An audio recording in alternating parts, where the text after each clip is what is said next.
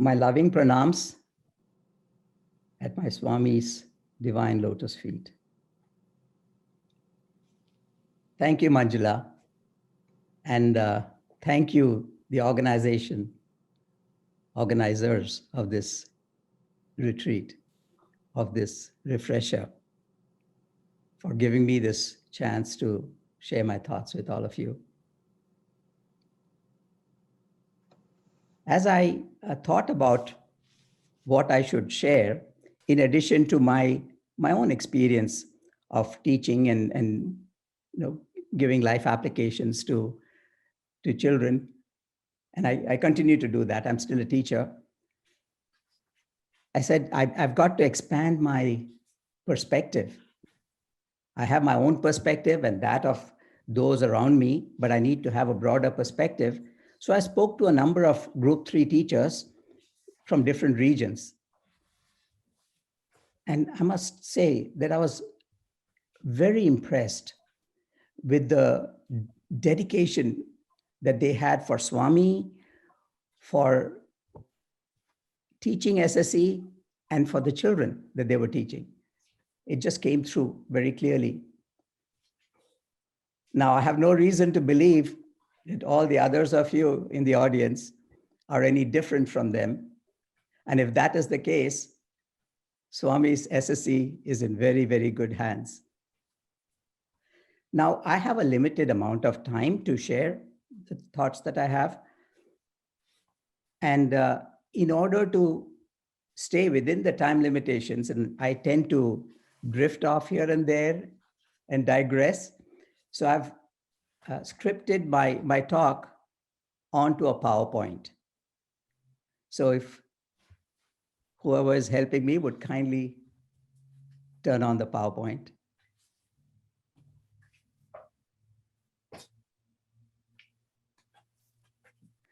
So I will begin with an obvious kind of a statement. And I'll use that to lead on to a big question that we have to ask. So this is an obvious statement here. We are all SSE gurus. We are doing our very best to teach human values, trying very hard to connect them to Swami and connect them to their parents, because Swami gives so much importance to parents. Next, please. And of course, the big outcome of our lessons, especially if we've taken our time and we've come prepared and planned and taught our lesson properly, it has an impact on our children's minds and hearts. Next, please.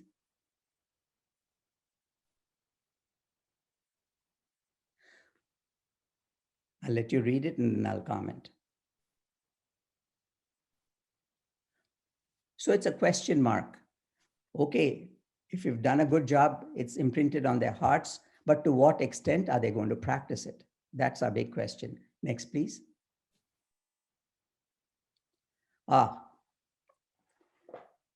So our task then is to maximize the possibility of our students practicing what they've learned from us.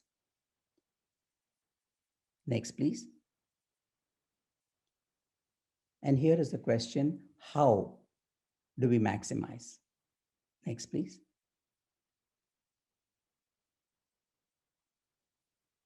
Next, please. So, in my thinking, there are two levels of preparation on our part.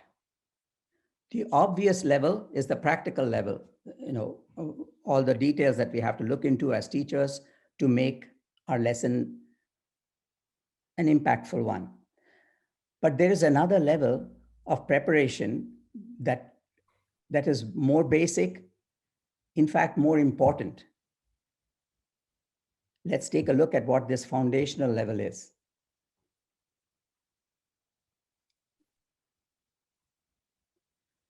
This goes without saying, unless we have faith in Swami, unless we are striving to follow his teachings, it's useless. Are trying to build a superstructure on this poor foundation. Next, please.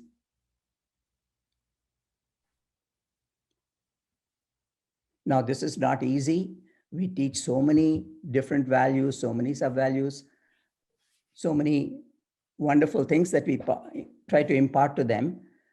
And we can't normally be perfect individuals. Our effort then has to be whatever it is that we are teaching, we have to strive to the best of our ability to practice it as well.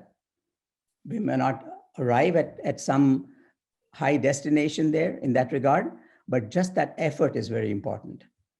Next, please. And we are blessed.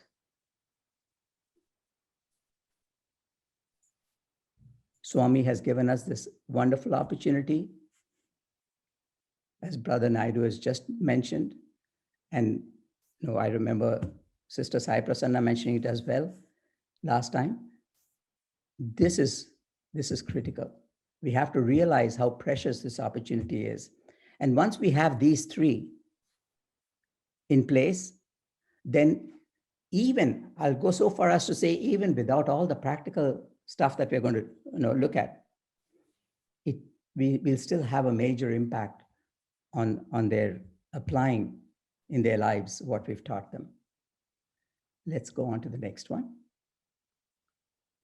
So let's look at all the details we have to address as we plan lessons, as we teach the lessons. Please, next.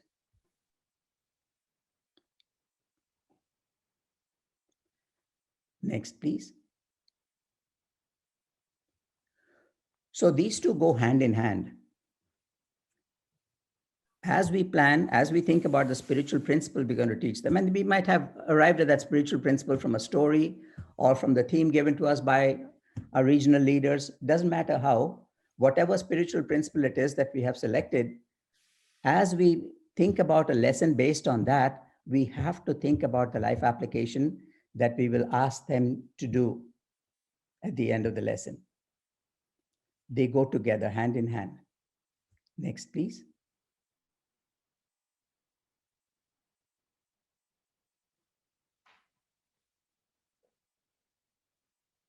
Next, please. We, of course, have to think through the different ways in which we are going to discuss the topic that we brought up. Actually, let me backtrack a little bit and make that clear. See, we don't tell them what the spiritual principle is. A good teacher never mentions what the spiritual principle is, allows the children to discover that for themselves. Then there's the joy of discovery and the added incentive to take interest in it. So we have to do whatever it takes, whether it's an activity that will help them realize what the life application, how to apply the life application, all of that is critical to plan for. Next, please.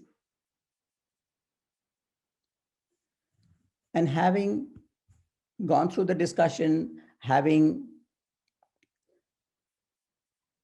maybe add an activity. See, these two go hand in hand, the development of the spiritual principle and the preparation for the life application. They go together. So once you have made clear to them what you want them to practice, now you have to look at each individual child and see how best that child will do it. For example, just a simple little example, if you want them to say, chant the Gayatri at a certain time, that then you're imposing your time on them. If you say, when is it best for you to chant the Gayatri Mantra? When do you have the time and the peaceful interval where you can just sit down by yourself and chant the Gayatri Mantra? Then the child is committing to doing that at that time, and you help them then, in a practical way, think about how they are going to practice it. And I just give you a very group one kind of an example, but you get the point. Next, please.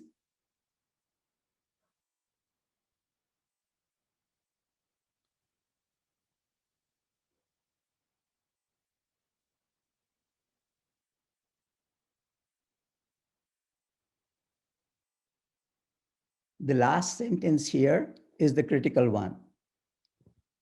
whatever their stage in terms of psychological, moral, social development, every child will accept a challenge that you can motivate them to accept. And so, how you phrase the life application matters a whole lot. You've got to enthuse them, and you have to be excited about, asking them to do it, to know what they will do with it, whether they will realize what they're going to make an effort for or not. Next, please.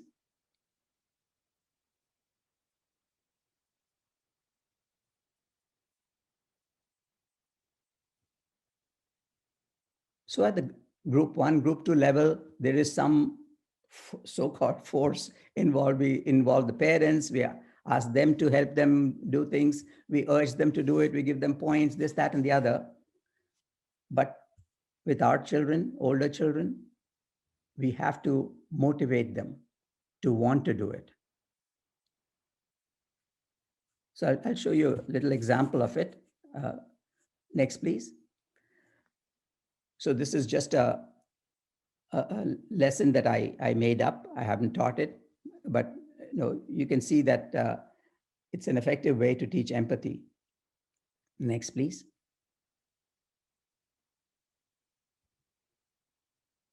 Next. So in order to give them the understanding of empathy, I would give them video clips of a seasoned actor playing 2 different roles. A little later, I'll explain why the 2 clips, why not just 1 clip. Next, please.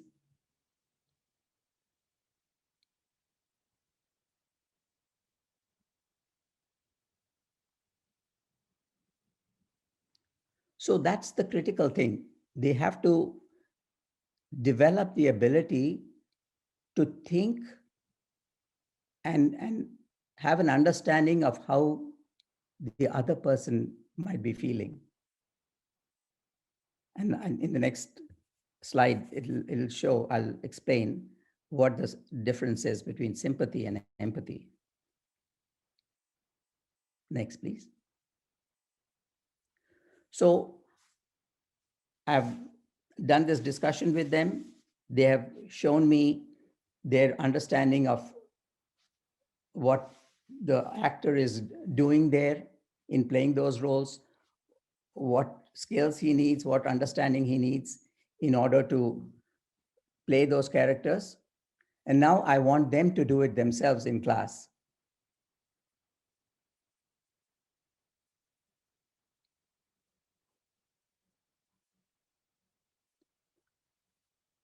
And of course, the life application, as you come across situations of conflict in your own life, challenge yourself to become like an actor, to better understand the thoughts and feelings of the person you're in an antagonistic relationship with at the time, an argument maybe, and observe the reduction of your negative feelings. That they have to observe. They can see that once they understand, their anger is reduced, their feelings of negativity are reduced. That is critical for them to see. One little pointer here, when we do these visualizations with children, we have to be very watchful. See, if I'm asking them to imagine this scene that has happened where they were very upset, perhaps some of them might relive the feelings that they felt at the time. So we have to prepare them ahead of time and let them know, if you feel really upset as you're reliving this experience and trying to think through and feel through the other person's point of view, then drop that and go to another situation where it was maybe just an argument that you had. And it wasn't like a big emotional thing. Okay, let's move on.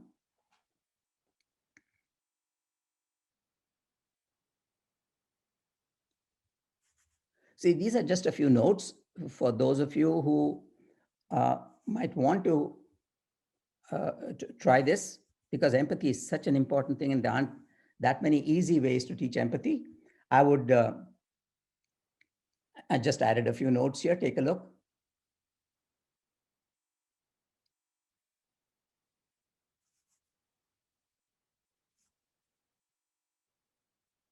So here, let you finish reading and then I'll just reiterate it.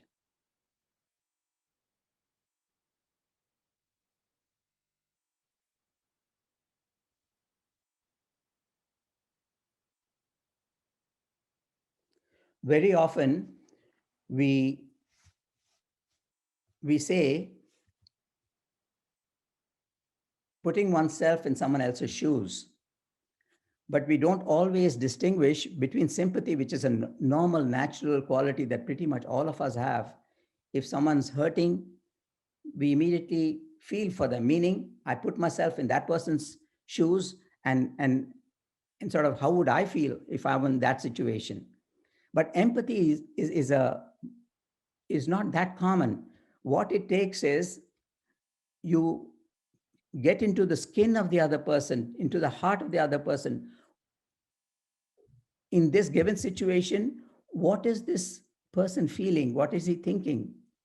That gives you the understanding that you don't necessarily get by just expressing sympathy. And that is what this lesson is about. And the last point is an important one. Next, please. Again, as I had said earlier,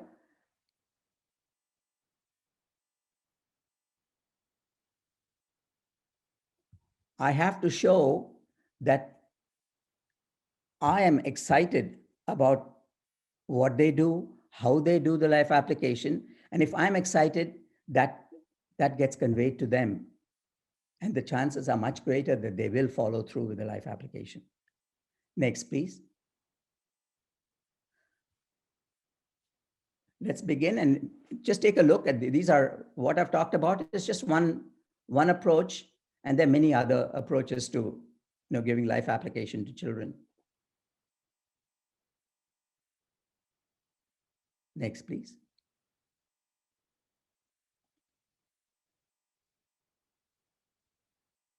I'll go back to this.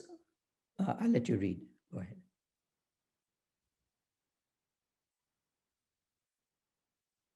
And the next one.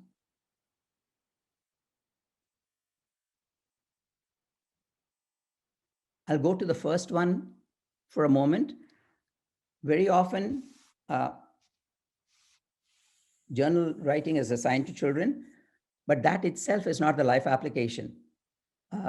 No, it's an action that is asked of them, and the journal writing is a reflection, is for reflection and introspection. And if you can convince them to do it from the beginning on a regular basis, there's much to be gained from journal writing. Girls especially are easily convinced. Boys are a little harder too. So all these are valid approaches to giving life application. Next, please. Next.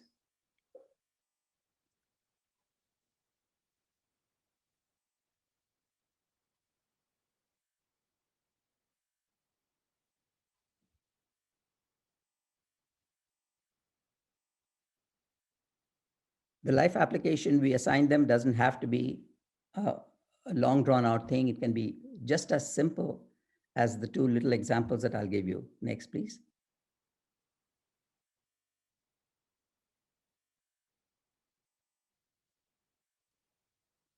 It's the feeling that matters. Next, please.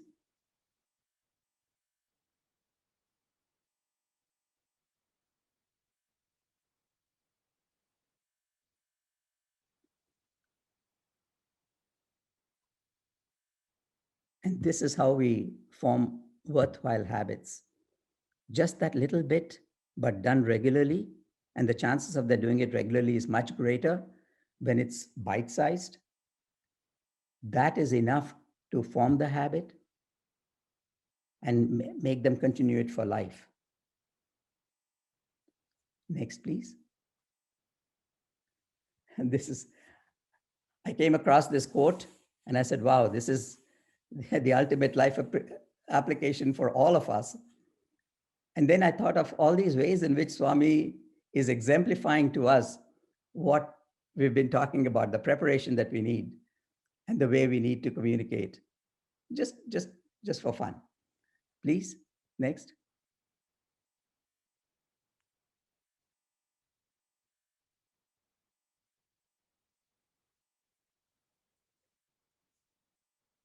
Next.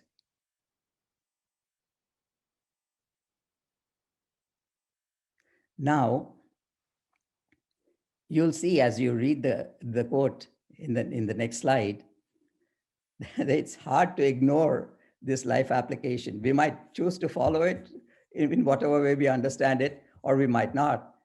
But his challenge is hard to ignore. And that's how we have to make our life application challenges for the kids. Next, please.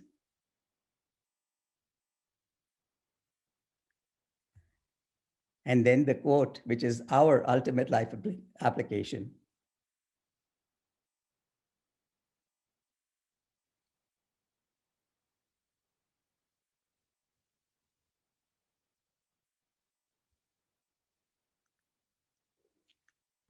Sairam, everyone, and my best wishes for your success with this life application.